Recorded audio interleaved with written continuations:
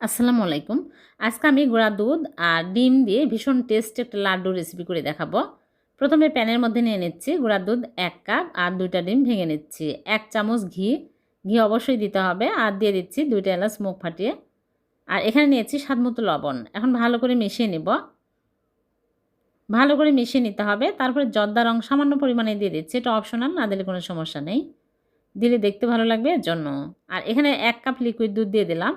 Vanilla essence দিয়ে দিচ্ছি ১ চামচ, তাহলে ডিমের গন্ধ লাগবে না। দুধ কিন্তু গরম দেওয়া যাবে না। জাল করে ঠান্ডা করে তারপরে দিতে হবে। চিনি দিয়ে দিলাম, চিনি পরিমাণ মতো দিতে হবে। এখন চুলার উপরে দিয়ে চুলা অন করে দিব, দিয়ে অনবরত নাড়তে থাকবো। নেড়েচেড়ে ঘন শক্ত করে নিতে হবে। একটু সময় নিয়ে ভালো করে শক্ত করে নেবেন।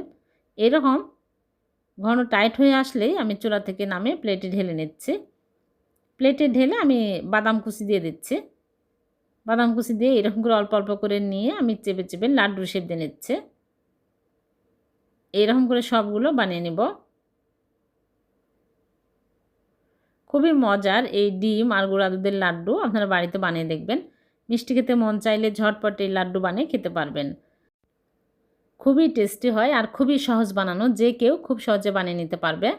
মিষ্টি খেতে মন চাইলে ঝটপট এই মিষ্টি বানিয়ে খেতে পারবেন। ভিডিওটি ভালো লাগলে লাইক, কমেন্ট, শেয়ার করে দেবেন। আবার দেখা হবে। আল্লাহ হাফেজ।